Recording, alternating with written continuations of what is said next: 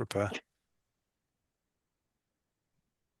Okay, hello everyone. Welcome to the cert-manager weekly meeting. It's the 20th of November. It's just gone 5 o'clock London time. We have a few items on the agenda today and not much in the way of announcements or shout-outs. So this will be a fairly direct thing to get stuck into the meeting. I'm trying to think of any last minute announcements or shout outs, and I'm coming up with nothing. Like I've just been tinkering around the edges with things this week, and so I don't have anything to share. First, well, only person on the agenda at the moment is Hemant. Would you like to talk about renewal policies and window implementation? Yep, sure. Let me share my screen. Okay. Oh, this is fun. Can you guys see my screen? Yep, I see Slack. You're always showing the wrong screen.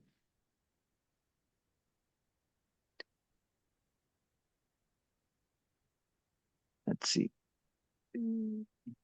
Stop 2. Okay, this should be better. Okay, can you guys see my screen? Yes. Yeah, we Okay. can. So yeah, this was basically culmination of I think 2 or 3 PRs that wanted to do the same thing. So we came up with a design spec that addresses this. Basically, it introduces a new section called renewal in the spec of the certificate.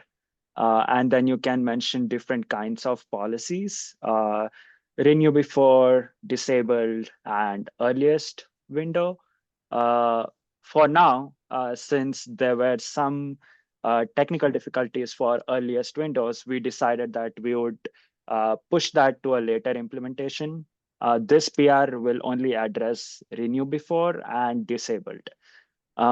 So there's still work left in this, but I did implement the cron job functionality and the actual renewal policy. So I wanted to go over that and get an opinion on what this looks like. Come on.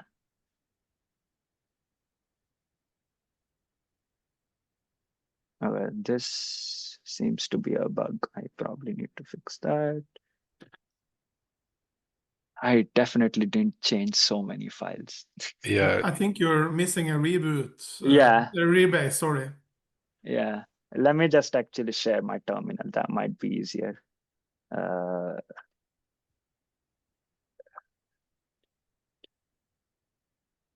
Okay, this might be better.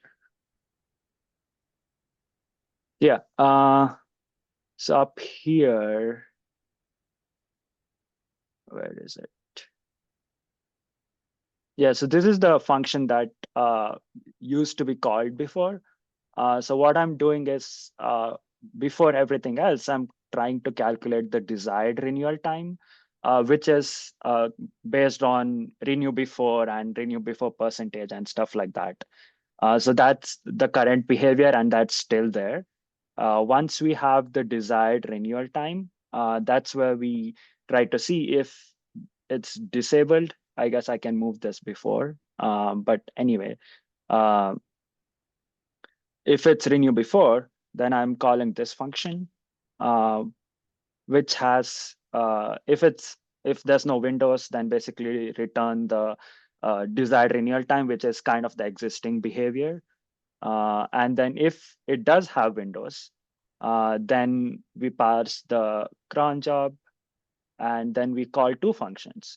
One is find before desired, and the other is find after desired. So this is because we have 2 scenarios. We want to find the window time that is closest to the renewal time. So this could be before the desired renewal time, or it could be just after the desired renewal time. So there's like 2 different calculations going on. And then if we go into find before desired, so if I go into this function, Yeah, so this is trying to find the time that is closest to the desired renewal time using binary search. So yeah, this is the part of the function that I need some help on. I don't know if this works correctly. I still have to write tests for it, but what do you guys think? Did you take a look at how Flux is doing this? They had something similar.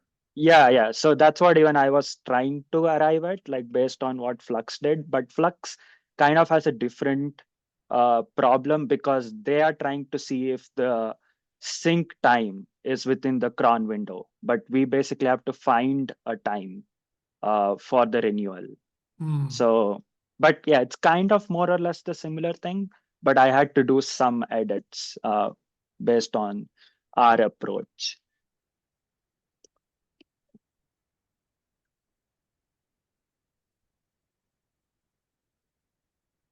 It's a fun problem. Yeah. Yeah, Yeah. without diving into Mhm.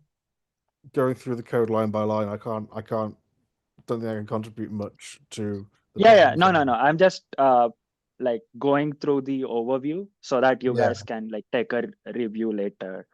Yeah.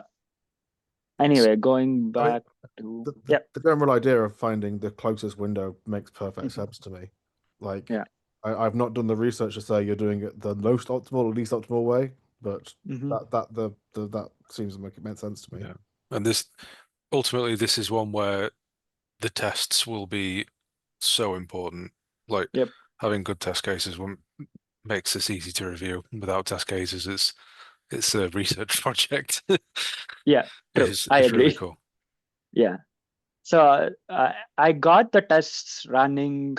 So this code works with the existing scenarios. I just have to add new test cases to test the windows and stuff. So that's what I'm working on right now.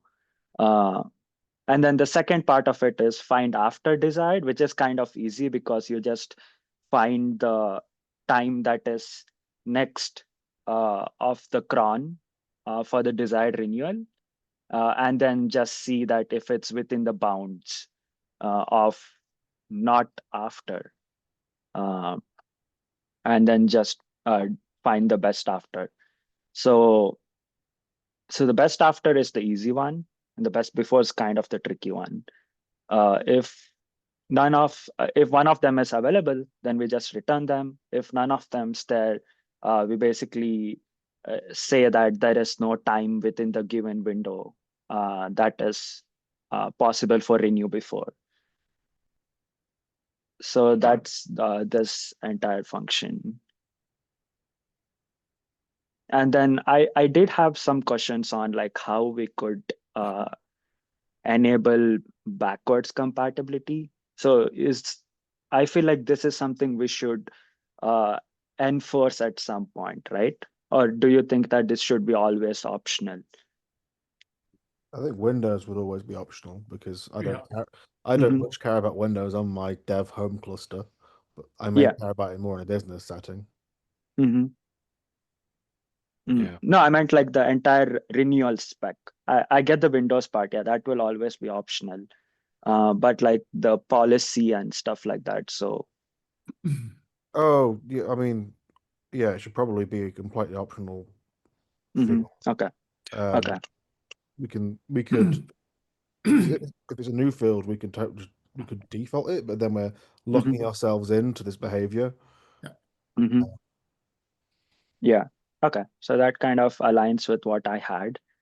Because yeah, if they are not mentioning anything, I'm kind of constructing the default renewal policy. But I'm not doing anything in terms of like the spec stuff.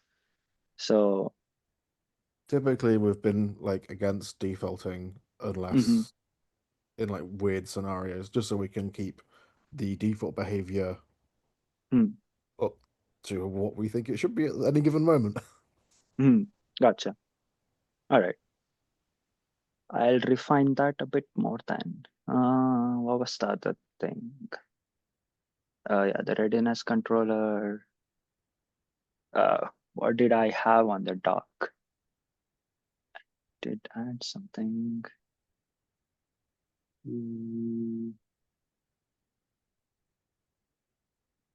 Okay, I think that should be it for this one. Yeah, I would love if I could get some feedback whenever you guys are free. And yeah, I'll try to write some tests over the weekend and push it so that there's much better coverage in terms of the code. Sounds great. Yeah, I think I would struggle to give you much in the way of useful feedback until the point that it has some tests. Yeah. That's what makes it really easy to get stuck into. Gotcha. That makes sense. Obviously, as well, that there's a rebase / import issue going on with the PR, Yep. which Yeah. once Yeah, that's cured, it'll help as well. Yeah, I didn't actually take a look at the PR. That's insane. It's my fault, actually. Yeah, this was all changed fairly recently, wasn't it? Yeah. I'm gonna clip that from the YouTube video. That's the YouTube short.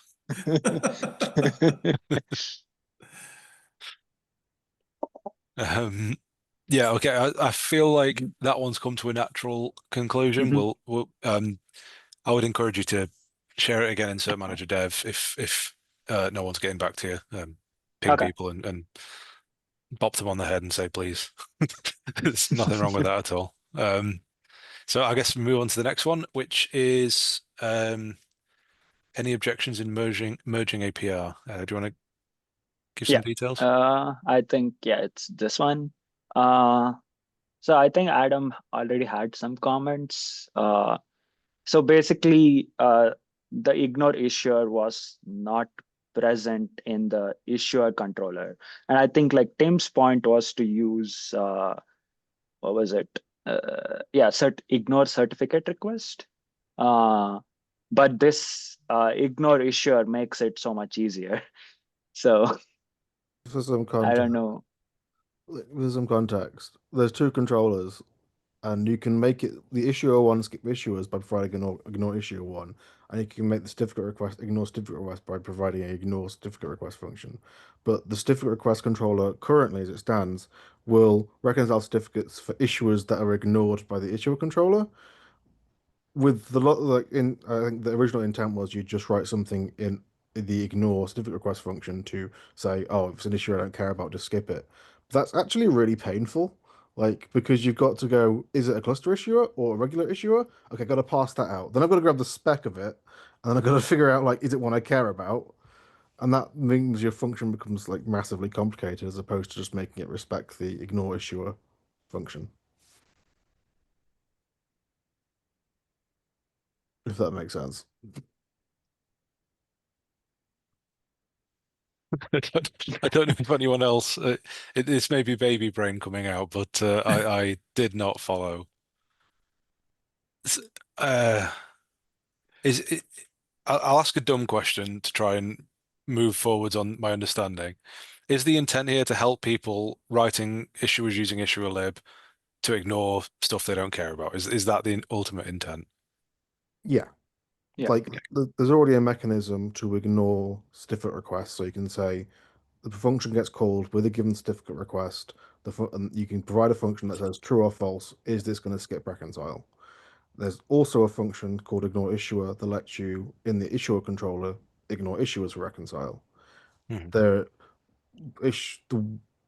change this PR makes is to make the certificate request controller also respect the ignore issuer function. So if the certificate request is for an issuer that is ignored, it won't reconcile. Okay. Yes, I think that's clarified it for me. So it's kind of a predicate in control runtime? Yeah, Yeah. it's implemented weirdly, but yeah. Okay. I think I follow. So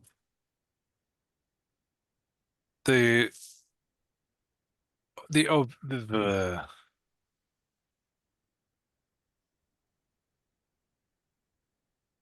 I think it makes sense from a UX standpoint. I think the only intelligent thing I can say, having first seen it just now, is thinking about backwards compatibility and stuff like that. But I guess if you're opting in to ignore issue, you'd kind of expect this behavior, like it's a change if you're already doing this, but it's not. Yeah, there is not like I can't think of a scenario where you would want to ignore an issuer but not ignore its certificate requests. But it is technically changing behavior. Yeah. But is this even V1 yet? I mean, I think we're at a point where we're encouraging people to use this, right? So I don't think we should be allergic to changing the behavior, but also if we could avoid it, that's great. But I don't think that. Yeah, I don't think we should be doing it as dramatically or frequently as something like controller runtime, but like, Yeah, that's the thing I would worry about. Yeah. But this is actually will not break existing code bases because it doesn't change the functions, any functions. It just makes the controllers behave slightly different based on the functions you provide it. So it's not like an API change; it's just a behavior breaking change. I mean, I have no objections if like obviously Tim has a comment on it that you've replied to. It doesn't seem like he's given us a specific problem with this PR, so I don't see any blockers. Okay. I didn't respond to if we get a not found the issue will be empty, but yeah, there's always going to be edge cases if one of the functions errors. Yeah. I suppose that's the best that I can do in this meeting is to say I'm not opposed. I think it makes sense. Willing to give it a go. We should have yeah. If someone could give it like a review, just so the code makes sense. Probably shouldn't review it because I helped. I originally helped write some of it, so maybe a bit self-serving. I don't think that's the case. You're not writing you're not writing the PR. I think you're perfectly qualified to review the code. I wouldn't be opposed to you reviewing this. Same with me. Fair enough. What I will do is I'll ping Tim on Microsoft Teams internally and just say, do you want to just double check this? But I suspect he's not got any strong objections. And if he does, then I'm sure he'll pop up and raise them. I'll do that now. You fully switched to Teams now. Excellent. Yeah, but then we're switching back to Slack if the Palo Alto acquisition goes through. So nice. Hilarious. Yeah, I'm looking forward to getting back on Slack myself. Yeah, it's just a Didn't it's they like just a ball announce being bounced of a bat attached to it with a string. You're just peeing from one thing to the other. Didn't they just announce they're buying Chronosphere as well? Yes, that was yesterday, and I was at a presentation with Unit 42 where they were talking about how the observation is going to play into the more on the AI side, and how they have the runtime security, and we have the MCP server gateways that we just launched as well, and how all of that's going to come together is going to be really cool. Very cool indeed. But So we've got one last topic. Yep, it's Hemant again. Do you want to give us the context? Yeah, so I was actually like combing through issues today, and I found this interesting one where this person basically wants to adjust the backoff behavior of the certificate request controller. So currently it's like 1 hour, 2 hour exponential basically. And he wants to configure it somehow so that it can do the backoff or the delay like much earlier. So I wanted to know, like, I was actually looking at the code and I think I arrived at here. and I don't think it's configurable. So am I missing something? I think our backoffs are pretty much just our backoffs. We follow like just normal controller standards of try it again a bit later, try it again a bit later after that. Just normal exponential backup stuff. With the idea that if you really wanted to retrigger it, then you just annotate the resource or something, or trigger an update manually. Gotcha. But can the like delay time, is it like worth thinking if we can like adjust the delay time? Like, yeah, it's still exponential back off, but like instead of 1 hour, it starts at like 30 minutes or something. I don't know. Just The thinking question out is loud. whether it should be on the issuer level or when you configure your cert-manager installation. Yeah, there's it also it ties quite tightly into like reducing cert-manager's minimum duration of certificates. If you want to issue a 30-minute certificate, then an hour starting back off doesn't work at all. And to be fair, if you issue an hour-long certificate, then an hour back off doesn't work, does it? So, the default in issue, well, the minimum lifetime is also being discussed in an issue, whether it's possible to issue even certificates with shorter lifetimes. So kind of tied together. In my opinion, this probably belongs on the issuer level, but that will extend the API of the issuers. Extending the API is fine with new fields, but it's I'm the controller backoff is I'm struggling to see because like you say, do we actually wait an hour? Like the initial backoff's pretty much instant, isn't it? Is it just the max backoff reaches an hour? I think it does wait an hour. Yeah, it says there he had tested it. They obviously have issues with it, so he's writing there 1 hour, 2 hour, 4 hour. Yeah. Oh, yeah. I mean, I would just say that should be much shorter. Like, Yeah. we should be going 30 seconds a minute, 2 minutes, 10 minutes. What does controller runtime do by default? Maybe we could look into that and consider Controller that a good runtime- default. Controller runtime doesn't change the default from the KS wait package. So whatever that default is, it the wait or is it no, it's not the wait package. It's the work queue. Yeah. I suppose Chesterton's fence, like to know why, to know if this is okay to reduce, we should know why it's an hour in the first place, which may just be someone picked an hour arbitrarily. But I think the vibe on this call that I'm picking up is that everyone's kind of okay with, in theory, reducing it. Okay. Like, certainly, Gotcha. I would like to have it shorter because that then enables much shorter lived certificates, and I would like to see that. Especially, yeah, a failure shouldn't mean it retries in an hour. That's insane. A failure should be retried almost immediately. Yep. I agree. Yeah, that was kind of my reaction too.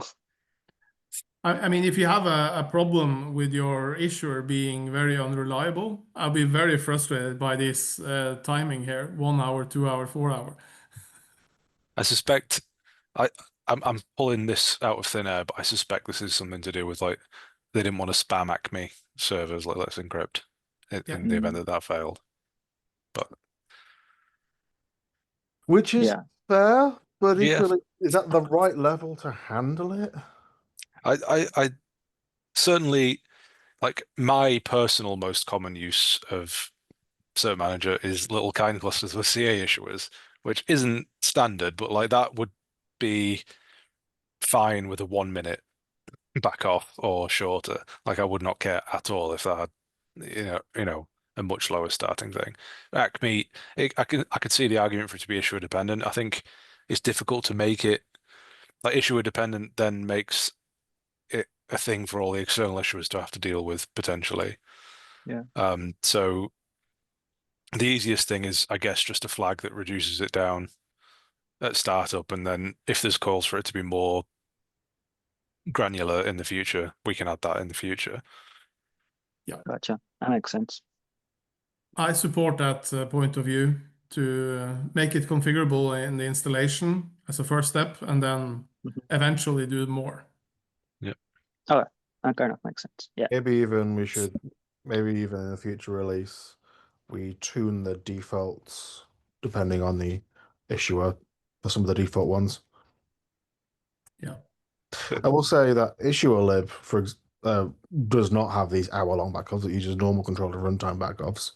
So if we do migrate issuers out, they're gonna not have this hour-long wait.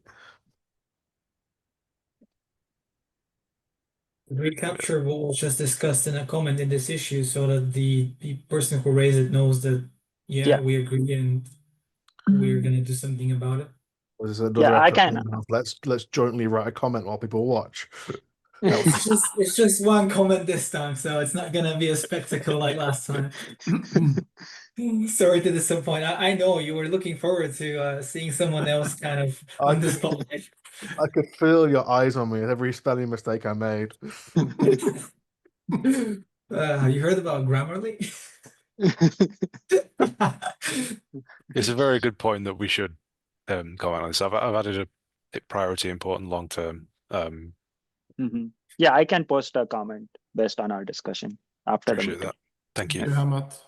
Thank you, Hemant. And also, Hemant, thank you for writing this about the Windows and the disabling the revisions. I found the issues which you linked, and they were quite popular issues. So it's really nice that you stepped up and did the work. So I want to thank you and applaud you for that. Super big. And please, I want to also reiterate what Ash already said. If you do need support, do not be sort of reluctant to ping us directly. We're more than happy to help you. Like, if I can help you, I will forward whatever you need to someone internal to CyberArk. So yeah, thanks again. Yep, thank you guys. Yeah, it's fun. Yeah, you guys are very responsive, I would say. So I've never felt like no one has, left anything out. Like, and someone has always reviewed my issue. So good to hear. That's good. Great. I have something related if we're done with this item, which is Yeah, not yeah. on the agenda. I would say that, yeah. It was on actually one of the issues that leading up to the design about renewal windows. A user was asking whether the project could publish images for CMCTL, which kind of drew my attention. Why not? I mean, that would be a good thing to do. His use case was to use this in a cron job as a workaround for like renewing it before cert-manager would normally renew it based on the cron thing. I suppose there's not really any reason we couldn't. We used to. Before we switched to the startup API check, we used to publish all of CMCTL as an image that was required as part of cert-manager, and then we trimmed it down because it includes a hell of a lot of megabytes that you don't need. But I don't really see a reason why it couldn't be done, and it's probably a pretty easy thing for someone to tack on. It's main file modules, so it'll just be included in the OCI module, and then as long as I guess you might need a little bit more pizzazz to get the UX right, but I don't think it'd be a huge deal. I think it would be fairly simple. So if you agree, I can comment on that PR and ask the user to create an issue on CMCTL project to ask for this, and then we can take it from there. Yeah, I think that's reasonable. There's all kinds of different ways we can publish it, package it, like RPMs and debs come to mind. I think it's already in the Arch repositories. Yep. But here he's looking for a pre-built image, which kind of makes sense. I'm always looking for pre-built images because they're so much simpler. At the end of the day, I almost always avoid them personally. Like I use the homebrew version of CMCuttle locally, but like at the end of the day, if it's a useful thing to someone, it doesn't really cost us anything to produce that. So yeah. I mean, if you want to automate something, it's not an option, really. So I understand the use case. Yeah, for sure. Yeah. Adam's just said about a floppy disk release, but I'm just wondering. The latest release was 59 megabytes on some platforms, so I think it might just be a bit too big for a floppy. Yeah, you only got what, 3 meg? Yeah, yeah. Maybe it might fit in a 5/4-inch floppy. Oh, a really, really big one, like the size of a computer. No, because what you do, and this is, I've got Windows this way. I've got Windows 3.1. You do it on multiple floppies. You have insert floppy number 2, insert floppy number 3, and then before too long you can run CMCTL. Yeah, you can renew your cert after you've inserted 10 different floppies. And what does CMCTL do when you kind of use CMCTL renew? Does it just add an annotation? I think it adds the issuing condition. It changes the status. It updates the status condition to say move it into the right state for the issuer to kick off. Yeah. Okay. It would be nice if we could have a feature like a label or annotation, which I know External Secret has, and also Flux, which kind of is a signal to the controller that I want to renew this now. It might be easier, or is there a reason that we use the status conditions for this? Because it already behaved that way. If you put it in the right condition, it would already reissue. So when they were implementing the CLI, I imagine they just made the CLI work without any server-side changes. Okay. You need like, we need the condition anyway, because we could die halfway through reissuing and we need to know that we were in the process of issuing. We need the state machine information about it. So it's just built on that. You could, I suppose, add an annotation that like will get removed and we'll set the issuing condition. Yeah. An annotation which launches the cron job, which launches the CLI to update. Yeah, that's why we need the container node. I was just asking because that would be much simpler. Then you can use just a kubectl image and then use annotate on the certificate. It's a good suggestion. Yeah. It wouldn't hurt to capture it in an issue. Yeah, because thinking of it, we have to build multiple, like a multi-arc images, so it will. I mean, that's not hard. We use Co to build the image, and Co builds all the arches we care about. Okay, so that's taken care of already. So that's probably not an issue. Yeah, I can't imagine. Like, I think that's a solved thing for us, but it's like your suggestion is still like it's a very, very small little piece of code to respond to that, isn't it? Yeah. Albeit it slightly complicates the logic of everything, but not by much. I think it should be okay. Certainly worth capturing. I feel like we're probably done with that one. Did anyone else have anything off agenda to bring up? No, nothing from my side. I don't really have a great deal either. Actually, I would just follow up saying from last week, I've been getting a little bit more familiar with the project. Obviously the README is pretty quick read. The issues, there was about 130 when I last checked. So started chronologically and then was reading some of the older issues, and I was like, I'm not sure if this is necessarily the best approach to get the best grip on what's the current state of the project. So I thought I would just get a pulse check here and see if anyone has any suggestions on outside of the README, what would be some best next steps for me so that I could start helping with some more of the technical PM tasks and documentation tasks that could use assistance with. We have the question around Ingress Nginx being end of life, that we should probably update our documentation tutorials and something with using something else, which will not disappear, which will still exist after March next year. Yep. What I can do is the README and the issues and things is going to be quite a rabbit hole, but the website is a bit more self-contained. I've just put into chat the location of where the tutorials are and also just the website repo generally.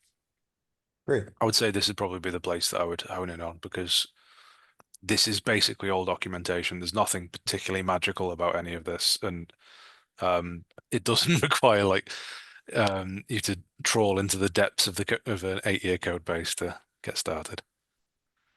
Great. Yeah, and I've been utilizing the Slack as well. You know, the Kubernetes Slack. They have like a new contributor orientation that I joined, and they're trying to poach me for the security SIG. I told them I'm on cert-manager right now. You can't poach me just yet. So I'm getting into it a little bit on that side as well, as far as just how they generally onboard new contributors. So Oh, that's between cool. that and some of these links you just shared, Ashley, I think I have some guidance here for the next week or so. Fantastic, thank you. I didn't realize they had a new contributor thing. I would guess that's fairly Kubernetes focused, but I wonder if we can poach some people out of that.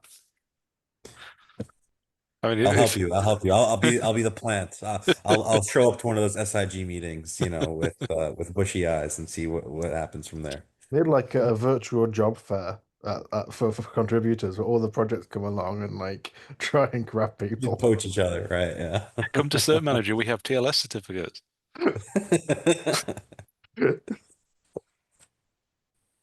Yeah. Yeah. Thank you for looking into things, Zach. It's really cool to see. Feel free in Kubernetes Slack in the cert-manager dev channel. Also a good place to ask out of band as well. Cool. Yeah, to help me with my onboarding as well, being an AI guy, I've built it. I have access to Studio here as one of the AI innovators.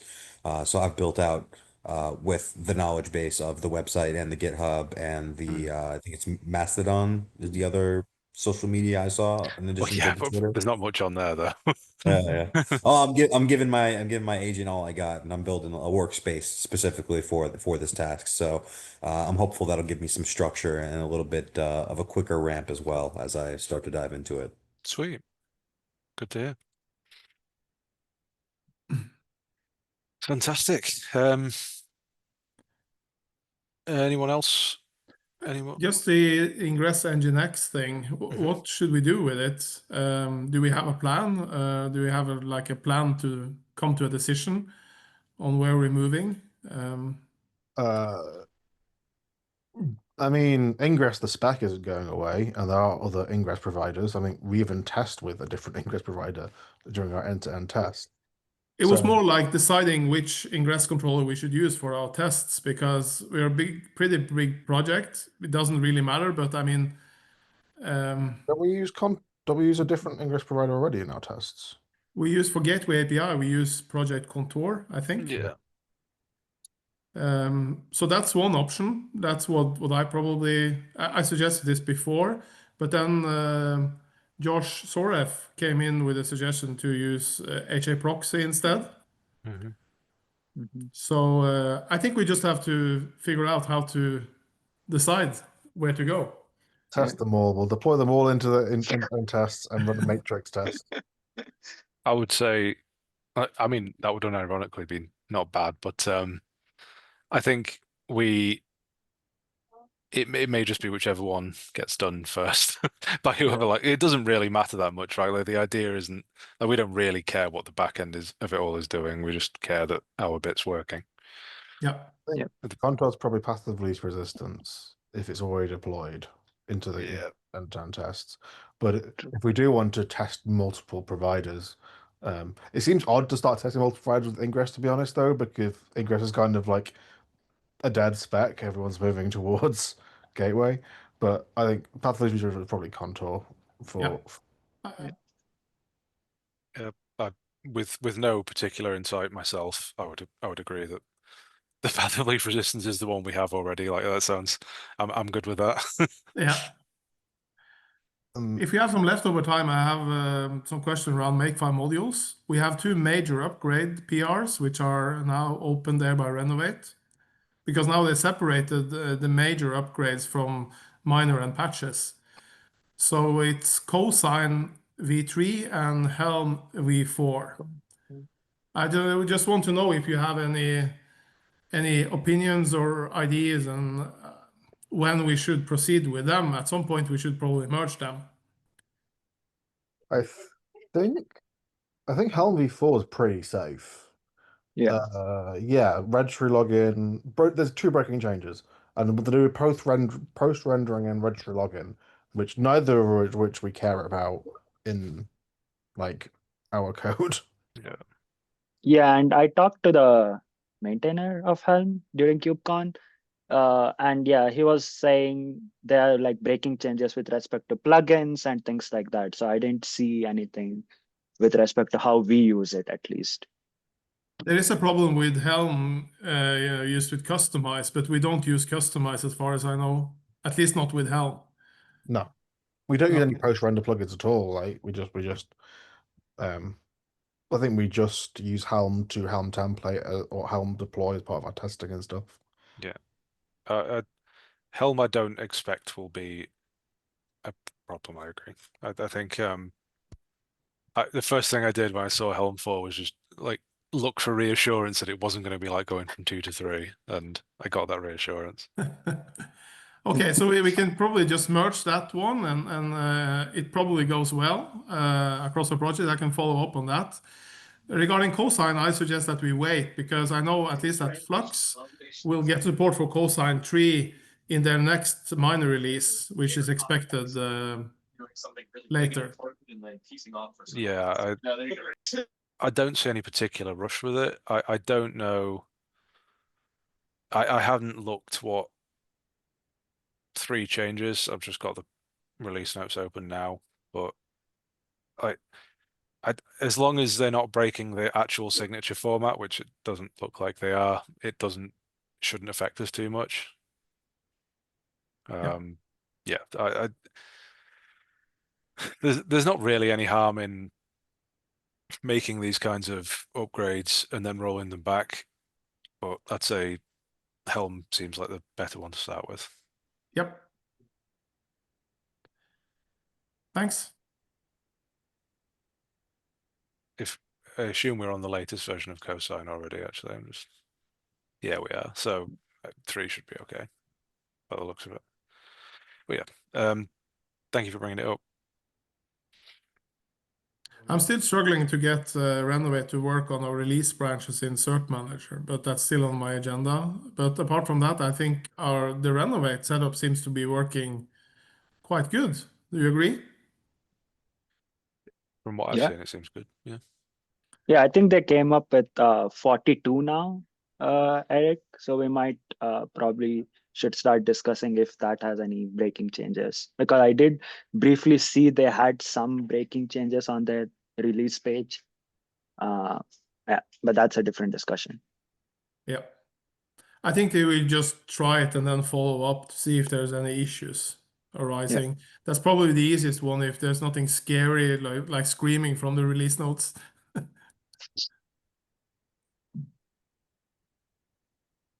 Good.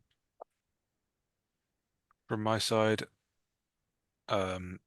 slightly unrelated, but I'll share my learning here. I've been digging into the vendored Acme client in cert-manager, which I went through a bit of the scene from Breaking Bad where the dad's trying to change a light bulb and ends up fixing the car and all that stuff. Not the middle, not Breaking Bad. That's what it's. Yeah, it's the same guy. Canonically, they're in the same universe. Yeah, the one where Bryan Cranston is both a dad and a drug dealer. Culminated in this PR, which unfortunately the cherry picks have failed, and I'm going to have to manually do. But it was good to test this and make sure that it actually worked, and that we could do it. I removed auto cert, which I don't think we ever needed. I think it was just there because it got copied across. And hopefully now, if the tests break in the future, our CI will break, which is what we want. But it wasn't an important test break, but it was a break that we didn't pick up on. So, but long term, do we have plan to not render this, or? I would certainly like to, but I don't know the latest of the Acme stuff upstream if on the profiles, and if without that we can't ever run vendor. I'm speaking from experience because I have a PR, I have a change request waiting for good go, and I have still not yet even gone through the triage. So, to the point where now people are referencing mine, saying another issue, saying, "Yeah, we need it for this." So, yeah. So we will be forked as long as they haven't merged the features we need. Yeah. Do you have any experience on how the Go community works regarding the maintainers and how to get attention to things? I could just add a bunch of people, but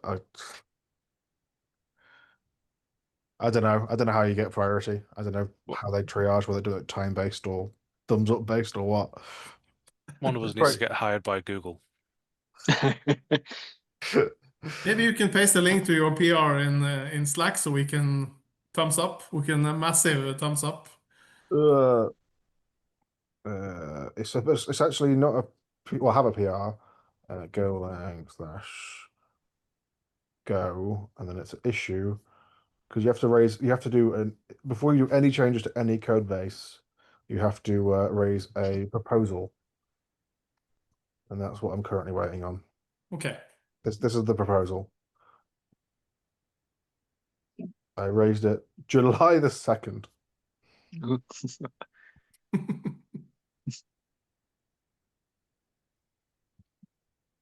And there's another one that we've got in our fork. I can't remember which one that is, but that also I think is in proposal hell.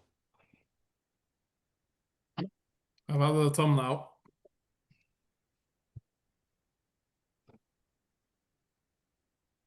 You have my thumb as well.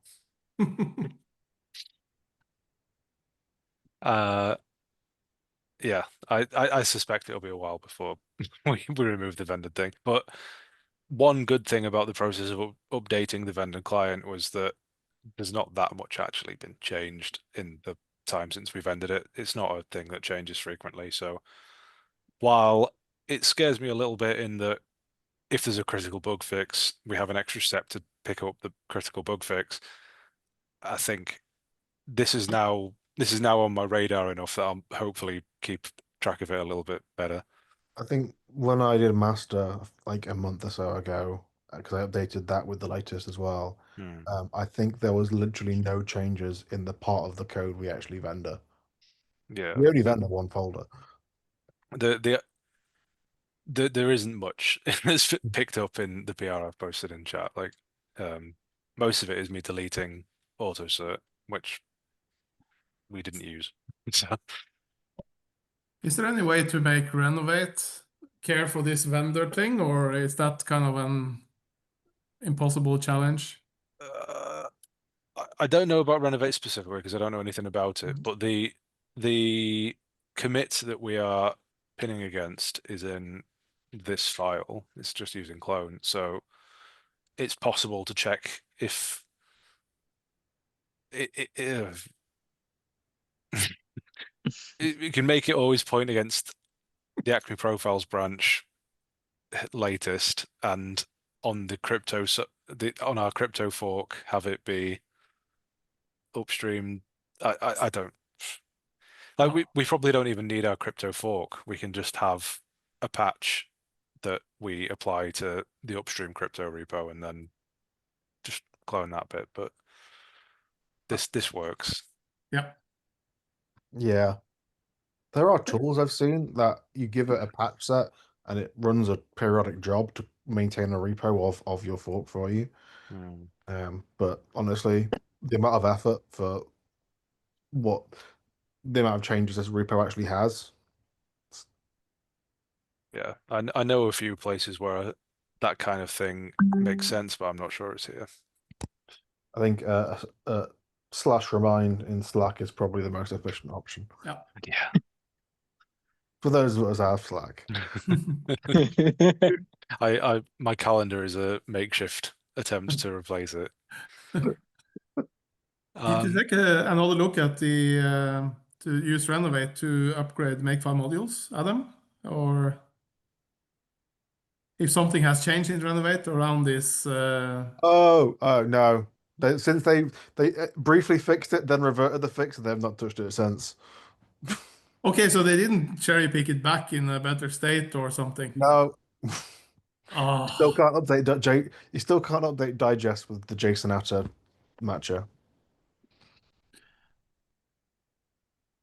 That's unfortunate. It would be nice to have the same process for upgrading makefile modules that we do use for the rest of the stuff. I mean, we could change it to regex, but that could be a bit messy. Oh yeah. Cool. I've got nothing else. All right. Yep, I think we might as well call it to an end. I've got a spaghetti bolognese to go make. So, thank you everyone for joining. I'll be around in 10 minutes. Oh, it's not that far for you, but maybe a bit more than 10 minutes, unless you're like outside my house, which would be incredibly creepy. I've set up a lifeless stage of my house in one of your neighbors. But yeah, I'll call it to an end. Thank you for everyone that's joined. It's been a really good conversation. I hope you all have a wonderful evening, and we'll see you next week. And yeah, I can't stop the recording, but Yeah. bye. Okay, goodbye all. Bye-bye. See you. Bye.